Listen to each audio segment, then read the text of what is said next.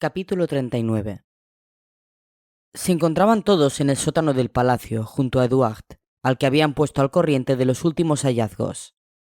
El rostro de Michel ofrecía ahora un aspecto demacrado que habría encajado mejor con el ya habitual semblante enfermizo de Jules Marceau.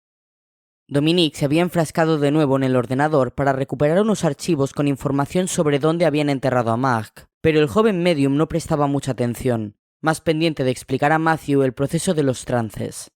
Entre ellos dos se percibía una complicidad que ya no era un secreto para nadie. «Pascal debe volver rápido», avisó entonces Daphne, pendiente de un reloj de cadena que consultaba cada poco rato. «Pronto tendréis que volver a casa. Espero que el viajero cumpla el plazo». Todos tenían muy en cuenta que era vital no levantar sospechas entre quienes los rodeaban, lo que implicaba necesariamente cumplir a rajatabla sus obligaciones familiares y académicas, hasta el punto de que ninguno de ellos había sido hasta entonces mejor hijo ni mejor alumno de lo que lo estaba siendo. Como nunca antes habían ocultado tantos secretos a sus padres. Curiosa paradoja. «Cumplirá», aventuró Marcel, convencido. Pascal se toma muy en serio su rango. «Cumplirá». «Eso espero», rezongó la vidente. En aquel momento se dejó escuchar un ronroneo apagado. Se trataba del teléfono móvil de Marcel. «Perdonad», se disculpó mientras salía de aquella estancia prolongando la rítmica cadencia de los zumbidos. Dominique estudió la pantalla de su propio móvil, que no ofrecía cobertura. «Vaya, a este sótano sí llegan determinadas señales», se dijo intrigado. Una vez fuera, Marcel contestó. «Hola, Marguerite». «Hola, Marcel. Qué raro no verte por aquí». La detective no estaba dispuesta a desperdiciar segundos, así que fue al grano. «¿Por aquí?» Aquella premura en llegar al meollo del asunto había desorientado al doctor. «¿Dónde?» Por el sonido de fondo que alcanzaba a distinguir Marcel, su amiga se encontraba en la calle. «Cerca del domicilio de Pascal Rivas. Está siendo una noche movidita, ¿sabes? Como podrá confirmarte tu compañero forense de guardia, tenemos un nuevo muerto. Por eso te esperaba. Siempre pareces tener un radar para predecir estas cosas». Cerca de la casa del viajero. De nuevo la firma de Deguet, dedujo Marcel con turbación. El guardián, pillado fuera de juego, decidió ganar tiempo. «Como ya te he dicho más de una ocasión, contigo es imposible acertar. Si aparezco en la escena de un crimen sin estar de guardia, te parece mal, y, por lo que veo, si no aparezco, también». «Chico, qué aburrimiento», se quejó ella. «Tienes respuesta para todo. Oye, tengo otro aviso interesante. ¿Me acompañas si te voy contando los detalles?» Marcel titubeó. «Es que me pillas en un mal momento», se excusó. «Dame algo de tiempo. Más tarde nos vemos, ¿de acuerdo?» Aquellas palabras no hicieron ninguna gracia a la mujer, pues acentuaron su convencimiento de que, en efecto, Marcel no había hecho acto de presencia en la escena del suicidio de aquella noche porque tenía algún asunto entre manos, y eso casi la preocupaba más que el resto de los acontecimientos. «Pero te necesito ahora», insistió. «¿Tú, rechazando una oferta semejante? Si ni siquiera es tarde». «Te llamo dentro de un rato. No tardaré, te lo prometo». La oyó refunfuñar a través del teléfono. «Pues tú te lo pierdes», advirtió, molesta. «Porque además este segundo aviso te habría gustado». La detective sabía cómo vencer las reticencias de su amigo, cómo intrigarlo lo suficiente. Marcel suspiró, intuyendo su derrota. «Dime de qué se trata». «Un misterioso caso de fenómenos paranormales», comunicó Marguerite. «Algo en un baño y cosas que se mueven solas. No me digas que eso no te encanta». La detective no podía imaginar hasta qué punto aquella información le interesaba al forense, incluso más que la muerte que había tenido lugar esa noche. «Así que Pascal sigue en el nivel de los fantasmas hogareños», concluyó Marcel, preocupado. «Y, en contra de lo que pactamos, ha interferido». «¿Cómo quedamos?», dijo con voz neutra. «Así me gusta. Si estás en tu casa, te recojo allí en 10 minutos». «No, mejor nos vemos en el domicilio del aviso, ¿vale? Iré en mi coche». «O sea, que no estás en casa», dedujo ella, cada vez más picada por la curiosidad. «Vale», aceptó. «¿Tienes para apuntar?»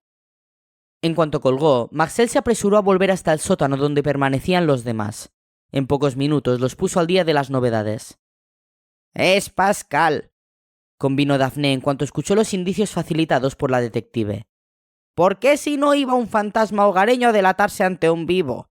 No lo hacen nunca. Y precisamente esta noche. Estoy de acuerdo, apoyó Marcel. Ha debido de surgirle algún problema. Quédate aquí para supervisar el retorno del viajero. Yo debo irme para allá. Aunque tus capacidades nos vendrían bien. Daphne descartó aquella última observación con la cabeza. No me necesitas. ¿Tienes a Duarte? Es un superdotado para detectar presencias de hogareños. Él te acompañará. La maestra se giró hacia el chico, cuyos nervios se habían puesto a flor de piel ante aquella inesperada prueba. Bueno, Ed, ha llegado el momento de que demuestres si eres un verdadero medium. Es tu oportunidad. Gánate tu pertenencia a la hermandad. Eduard asentía con determinación mientras se ponía de pie, aún envuelto en el vértigo de la precipitación con la que se desarrollaban los acontecimientos. Todos se levantaron también a su alrededor, experimentando una sensación compartida de ansiedad, de nerviosismo. Recuerda que los avisos siempre llegan así, concluyó Daphne, con la misma rapidez con la que a un mar en calma puede suceder el tormentoso oleaje de una galerna. Por eso hemos de estar siempre preparados. Forma parte de nuestro destino. La bruja se abstuvo de añadir que el olvido de aquella premisa había sido tal vez la causa de la muerte prematura de Ágatha la Serena, de Dionisio y quizá de Francesco Girardelli. Ni siquiera durante el sueño podían bajar la guardia. Matthew palmeaba en aquel instante la espalda del joven medium. Seguro que lo harás fenomenal, dijo guiñándole un ojo. Ya nos contarás a la vuelta. Eduard, esbozando una sonrisa poco firme, se volvió hacia el guardián, que le esperaba junto a la puerta. Ya estoy, comunicó. Seguimos en contacto, dijo el forense mientras se despedían. Si Pascal vuelve antes que nosotros, alguien nos acompañará hasta la salida. Acordaos de seguir las normas de seguridad al marcharos. Pascal había aterrizado en el gélido suelo de baldosas del baño y se sorprendió al comprobar que en su caída había arrastrado una jabonera que ahora permanecía tirada junto a él, origen de los gritos de la mujer que se secaba el pelo. Ella se había apartado espantada en cuanto percibió los primeros fenómenos extraños y, abrazada a su marido, que había acudido con rapidez, se mantenía junto a la puerta de la habitación. Habían llamado a la policía, aunque Pascal deseaba que, con un poco de suerte, los tomaran por locos y no acudiera ningún agente a hacer comprobaciones. No obstante, aquella señora parecía tan insistente. El viajero no pudo prestarles más atención. No había sido el único en traspasar aquel umbral. Su agresor, un fantasma hogareño masculino de avanzada edad que aguardaba de pie junto al lavabo, también se encontraba allí, y con cara de pocos amigos. Sus ojos vidriosos chispeaban con furia. Ambos se contemplaban con gestos calculadores, como si no estuviese presente nadie más que ellos en aquella escena. Mientras tanto, el matrimonio no despegaba sus ojos asustados de la jabonera volcada sobre las baldosas, lo que indicó a Pascal que al menos no podían verlos ni oírlos. Ralph, por su parte, se mantenía al otro lado del cristal, convertido en un involuntario testigo, dado que él no podía acceder al mundo de los vivos. ¡Cuidado!, le advirtió el suicida. Pascal había logrado levantarse justo a tiempo de descubrir la siguiente maniobra del espíritu que, sin alterar su mutismo, había encontrado una bolsa con cuchillas de afeitar. El hogareño no dudó en coger la primera de ellas entre sus dedos, de una forma que recordó a Pascal la técnica con la que los ninjas preparaban el lanzamiento de sus temidas estrellas. Con un movimiento rápido, el ente disparó contra el viajero la cuchilla, que terminó incrustada en el trozo de pared junto al cuello de Pascal. El chico supo hasta qué punto había acertado en su comparación y se dio cuenta de que tenía que reaccionar antes de que el fantasma hogareño se armase con un nuevo proyectil. Así que saltó sobre él procurando pillarlo desprevenido. Pascal cayó sobre el espíritu. A su espalda, la mujer, tras haber asistido al diabólico movimiento de las cuchillas de afeitar, gritaba aferrándose a su marido. El viajero y el hogareño se revolcaban ahora en el suelo, mientras intentaban inmovilizarse mutuamente. A pesar de que el fantasma era bastante mayor que Pascal, ofrecía una enconada resistencia. Sus manos gélidas lograron cerrarse sobre la garganta del chico y empezaron a apretar. Pascal pataleaba ante el semblante crispado de Ralph, que no podía hacer nada para ayudarlo. Llegados a aquel punto, el viajero y su atacante se habían quedado solos. El matrimonio que vivía en aquel piso, dominado por el pánico, había terminado por escapar de allí, cerrando la puerta a sus espaldas. Aguardarían a la policía lo más lejos posible de aquel cuarto de baño maldito. Un Mercedes negro permanecía aparcado en las inmediaciones del espacio acordonado por la policía. Tras los cristales tintados de las ventanillas traseras, André Veguet contemplaba la escena que se desarrollaba frente a él. El relampagueo azulado de las sirenas, los flashes de las cámaras de fotos, el inútil vehículo sanitario que pronto desaparecería de allí, los movimientos de los agentes uniformados, los de los médicos, el típico corrillo de morbosos que se agolpaban en el límite permitido. Pero, sobre todo, sus ojos se posaron una y otra vez en el bulto cubierto con una sábana que permanecía sobre la acera. Repentinas ráfagas de viento levantaban caprichosamente la tela que tapaba el cuerpo, dejando entrever el cadáver. Una mano abierta, un pie descalzo inclinado. Había perdido el zapato en medio de las convulsiones originadas por el cianuro, adivinó Veguet. Un rostro macilento de ojos abiertos y facciones crispadas que, y a frío, iba adquiriendo aquella lividez inconfundible que constituía el sello de los muertos. Pronto, algún policía atento se apresuraba a volver a cubrir por completo aquellos restos antes de continuar con su trabajo, para decepción de los curiosos que todavía soportaban quietos el frío ventoso de la noche. Minutos después, llegaba una furgoneta oscura con el emblema de la policía. De ella salieron dos camilleros que recogieron el cuerpo del fallecido para trasladarlo al Instituto Anatómico Forense. «Ya he visto suficiente», comunicó Veguet a su chofer. «Vámonos». El vehículo arrancó el motor casi sin emitir ruido, encendió los faros y, con un suave giro de los neumáticos delanteros, se deslizó fuera de la fila de coches estacionados y se alejó. Avanzaba con tal sutileza que nadie pareció darse cuenta de aquella discreta marcha, de aquella huida en medio de la noche. Veguet dirigió un último vistazo a la escena del suicidio mientras iba quedando atrás con su juego de resplandores y siluetas.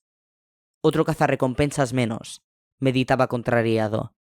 Quedaban dos. Pero a esas alturas ya se había hecho evidente que no estaban preparados para enfrentarse a la peculiar naturaleza de aquel encargo. ¿Y quién lo estaba? Hubo de reconocer conteniendo su enfado. Esos malditos sicarios. En el fondo, lo único que se les da bien es matar. En cuanto se lo impides, sus estrategias se vuelven torpes e ineficaces.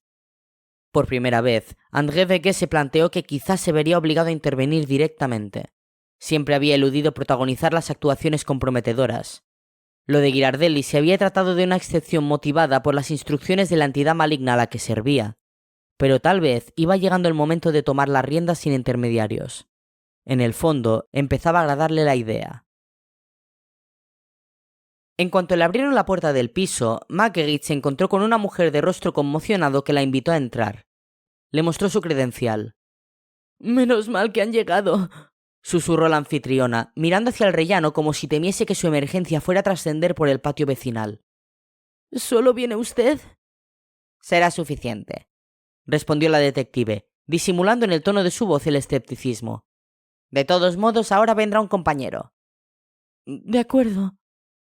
En el interior del apartamento aguardaba el marido, un señor de unos 50 años que mostraba un gesto aturdido muy revelador. Era evidente que no terminaba de creerse lo que estaba ocurriendo en su propia casa. A la detective no le hizo gracia descubrir el aspecto de normalidad de aquel matrimonio y de su hogar. Habría preferido un entorno más alejado de su propia realidad. Los tres recorrieron un pasillo bastante estrecho. «Es ahí». La mujer le señaló la puerta con el brazo tembloroso. «En el baño». Marguerite se aproximó, dejó escapar unos segundos escuchando antes de abrir. En aquel momento no se oía nada, pero los semblantes de los dos anfitriones lo decían todo. ¿Qué podía provocar en aquella gente semejante alteración? ¿Qué explicación racional descubrirían para lo que había sucedido? Marguerite ya se disponía a abrir cuando un repentino timbrazo les hizo saltar a todos. Marcel llegaba. «Mi compañero», aclaró la detective mientras la señora abría al recién llegado. «Le esperaremos». Enseguida, el forense subió hasta el piso, aunque lo hizo acompañado de un joven desconocido, un veinteañero de mirada extrañamente profunda y pose tímida. Marguerite frunció el ceño. ¿Ya empezaba su amigo con las sorpresas? «Es Eduard. Viene conmigo», anunció Marcel, dirigiendo a Marguerite una mirada cargada de significado, destinada a callar una posible queja que, de todos modos, ella no se atrevería a manifestar delante de los desconocidos. La señora volvió a señalar al baño. «Es ahí», repitió, tensa. «Ruidos. Se ha volcado solo el vaso de los cepillos de dientes y, luego, lo de las cuchillas de afeitar». «Ahora me gustaría que se sentaran en el salón mientras hacemos nuestro trabajo», pidió Marcel. «Los avisaremos muy pronto». El matrimonio obedeció, sumiso. Una vez estuvieron solos en el pasillo, Marguerite interpeló a su amigo. ¿Nos dejamos ya de tonterías y entramos? Marcel asintió, pero cedió el paso a Eduard. Que entre él primero, indicó. Aquella enigmática instrucción tampoco agradó a la detective, pero se abstuvo de quejarse. Cuanto mayor fuese el número de sus cesiones, más contundente sería su victoria cuando pudiese demostrar lo infundado de la denuncia de aquel matrimonio. Eduard, sin esperar más indicaciones, agarró el picaporte, lo giró e impulsó la puerta hacia adentro. Los tres se asomaron casi al mismo tiempo, pero solo el chico mostró un gesto impactado ante lo que estaba viendo. ¡Joder!, exclamó, precipitándose al interior del baño. Marguerite, sorprendida ante aquella reacción, solo acertaba a distinguir el panorama de un baño vacío, con algunos objetos tirados por el suelo.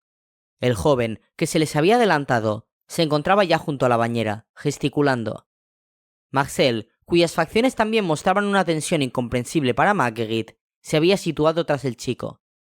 ¿Qué ves?, le preguntaba con visible ansiedad. La detective, negándose a sucumbir a aquel despliegue de excentricidades, se mantuvo imperturbable, muy erguida, en el vano de la puerta. No daría ni un paso hasta que alguien le explicara lo que estaba ocurriendo. Se negaba a dejarse arrastrar por aquel cúmulo de maniobras absurdas. Ella había acudido hasta allí para desenmascarar un montaje, no para participar del juego esotérico, alimentando todavía más la credulidad de los afectados. Llegados a aquel imprevisible punto, se planteó si había sido una buena idea invitar a su amigo a que la acompañara. Tal vez lo que estaba consiguiendo era dar alas a su ya de por sí pródiga imaginación. Lo que faltaba. Eduard, mientras tanto, hablaba con alguien que no era Laville. Parecía incluso haber iniciado una conversación algo crispada. Marguerite, moviendo la cabeza hacia los lados con aire mártir, empezó a experimentar unas irreprimibles ganas de abandonar aquel piso. Fracasado su objetivo de humillar determinadas creencias de Marcel, ahora su preocupación radicaba en que los policías que de verdad acudían al aviso no los pillaran allí. Lo único que de verdad le interesaba en aquel instante era salir de allí para poder mantener una charla con su amigo en torno al suicidio acaecido esa noche. Entonces, un cajón se abrió súbitamente bajo el lavabo, con tal violencia que varios frascos de cristal se precipitaron al suelo. El forense y Marguerite dieron un respingo y a continuación se miraron un instante, sin acertar a decir nada. La detective solo pudo petrificar sus rasgos al tiempo que terminaba de entrar en el cuarto y cerraba la puerta tras ella. Michel habría querido acompañar a Marcel Laville y a Eduard al lugar donde se suponía que se había manifestado, de alguna forma, Pascal. Quería apoyarlo más allá de su enervante labor de espera. Necesitaba actividad, algo que le hiciera sentirse útil. Limitarse a guardar el retorno del viajero en aquel sótano estaba minando sus nervios. Se hace duro esperar, ¿verdad?, le preguntó Matthew, aproximándose hasta su silla. Tranquila, pronto tendremos noticias. Y serán buenas, estoy seguro. Michel asintió, reparando en que el rostro de su amigo también ofrecía indicios de una ansiedad acentuada. Cayó en la cuenta de por qué y sonrió. ¿Los dos tenemos embajadores en primera línea, Matthew? La insinuación camuflada en aquella pregunta era evidente. El aludido tardó en responder, algo azorado. Bueno, de momento nos hemos caído bien. Eso es todo. Pero ya te preocupas por él. Matthew se encogió de hombros. No sé qué me pasa con Eduard, reconoció. Nunca había sentido algo así, tan de repente. Es una situación rara, pero me gusta. Pues no te cortes, no te vaya a pasar como a mí, suspiró Michel. A veces la prudencia no es lo más adecuado. Hay que arriesgar. Yo he aprendido la lección. Matthew, muy atento a lo que podía intuir a partir de las enigmáticas palabras de su amiga, echó un vistazo al resto de la estancia antes de continuar hablando. Daphne se encontraba algo apartada, junto al arcón que constituía la puerta oscura, inmersa en quién sabía qué exóticas reflexiones. Dominique, por su parte, seguía tecleando ante el ordenador, abstraído en sus maniobras cibernéticas. Lo dices como si hubieras perdido algo, repuso él, pero yo veo a Pascal muy interesado en ti. Michel levantó los ojos hacia él. ¿Tú crees? Claro, no hay más que ver vuestras despedidas. Esbozó una mueca traviesa. ¿Os entendéis bien? Ya, pero lo he tenido más cerca, Matthew. El chico pareció confuso. ¿A qué te refieres?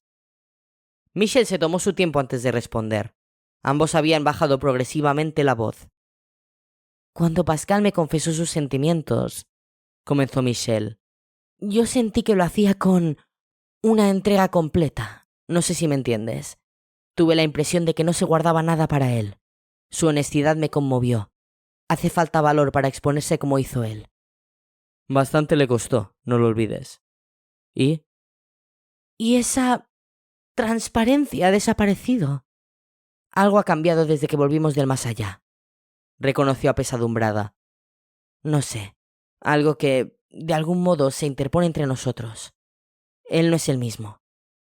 Pero eso es lógico, después de todo lo que ha pasado, adujo Matthew, todavía impresionado por la historia de la puerta oscura que seguía procesando. Ponte en su lugar. No me refiero a eso, se defendió ella, pasándose una mano por el pelo. A todos nos ha transformado la puerta. Se trata de otra cosa, algo que ha hecho más incómoda nuestra relación. Hemos perdido complicidad. No sé. Matthew se mantuvo en su postura. Pues ninguno de los amigos hemos notado nada. Michelle suspiró. Es que es algo muy sutil, pero yo lo noto, sobre todo cuando me mira.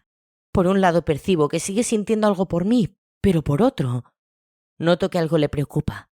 Lo siento menos libre, como si no se atreviese a seguir adelante ahora que yo estoy dispuesta. ¿Por qué esto del amor es tan difícil? ¿Y seguro que eso no puede ser una impresión tuya? Yo sigo viendo a Pascal muy pillado por ti. Michelle negó con la cabeza. Lo he notado hasta en sus besos, Matthew. Si no tomo yo la iniciativa... Pascal nunca ha sido el rey del impulso, precisamente. Michelle sonrió. Cuando la ha interesado, sí. ¿Y por qué no se lo planteas a las claras? A lo mejor no se ha dado cuenta de tus dudas, o necesita un empujón para hablar. Me da miedo hacer eso. ¿Y si lo asusto y aún retrocede más? No quiero que se agobie. Matthew tuvo que reconocer que aquel riesgo existía. Pascal era muy capaz de actuar así, replegándose ante la inminencia de un enfrentamiento directo. Por eso mismo tomó la determinación de no inmiscuirse. En situaciones así resultaba demasiado fácil salir escaldado si a uno le daba por ejercer de intermediario. Dominique, mientras tanto, había dejado de teclear hacía unos minutos y atendía la conversación sin delatarse. Escuchar la mención de aquellos dos nombres, Pascal y Michelle, había logrado arrancarle de su ensimismamiento. No quiso intervenir de todos modos. Bastante carga sentimental había ya sobre la mesa como para aumentarla con sus propios anhelos. En aquel momento, todos, cada uno a su manera, se daban cuenta de lo peligrosos que podían hacerse los tiempos de espera. Antes o después, le forzaban a uno a enfrentarse a sus propias vacilaciones, incluso en medio de circunstancias inquietantes. Edward, sin parar de moverse bajo el sonido de fondo de los gritos de Ralph procedentes del espejo, insistía en preguntar a Pascal cómo podía ayudarle al tiempo que se dirigía al fantasma hogareño, rogándole que detuviese aquella agresión. Gracias a su don podía verlos a todos, aunque no tocarlos, y ahora que llegaba el momento de intervenir, no sabía bien cómo hacerlo, y su ineficacia lo estaba abrumando conforme el rostro de Pascal iba enrojeciendo por falta de oxígeno. Nunca habría imaginado que iba a encontrarse con aquello en su primera actuación como medium. El viajero, que en medio de la frenética situación había recuperado el ánimo con la inesperada llegada de Duarte y los demás, no podía emitir ni una sola palabra. Luchando entre sacudidas por librarse de las manos que continuaban cerradas sobre su cuello, alcanzaba con las piernas el mueble bajo el lavabo, provocando ruidos inexplicables en la dimensión de los vivos. El fantasma, ajeno a todo, no parecía decidido a cejar en su empeño asesino. Persistía en su ataque, haciendo caso omiso a los recién llegados y a la monótona cantinela de ruegos y amenazas que continuaba profiriendo Ralph más allá del espejo. Además, el peso del ente, situado encima de su víctima, impedía a Pascal desenfundar la daga. Mientras, la necesidad de respirar del viajero iba tornándose acuciante. ¿Es un ente hogareño?, preguntaba en aquel momento Marcel. Edward asintió callado, sin despegar los ojos de los dos cuerpos enzarzados en aquel combate invisible para los demás que a él le tenía hipnotizado. «¡Dime dónde está!», le gritó Marcel al chico, sacudiéndolo por los hombros para despertarlo de su ansiedad paralizante.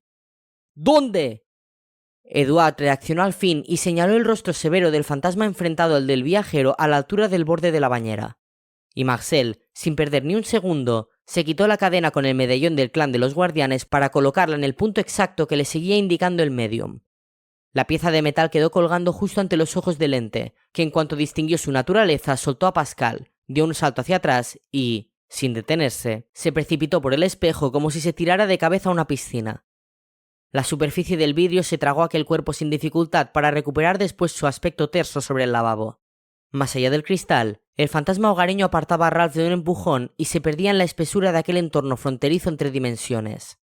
La calma y el silencio volvieron al cuarto de baño donde permanecían Marguerite, Marcel y Eduard, aunque en realidad las toses que colapsaban al viajero mientras procuraba normalizar la respiración impedían al joven medium lograr una auténtica serenidad. Eduard también hacía esfuerzos por recuperar el aliento sentado sobre el inodoro. La experiencia había sido agotadora, extenuante. Pascal, regresa rápido, indicó Marcel al viajero, enfocando con sus ojos en la dirección que volvía a concretarle Eduard.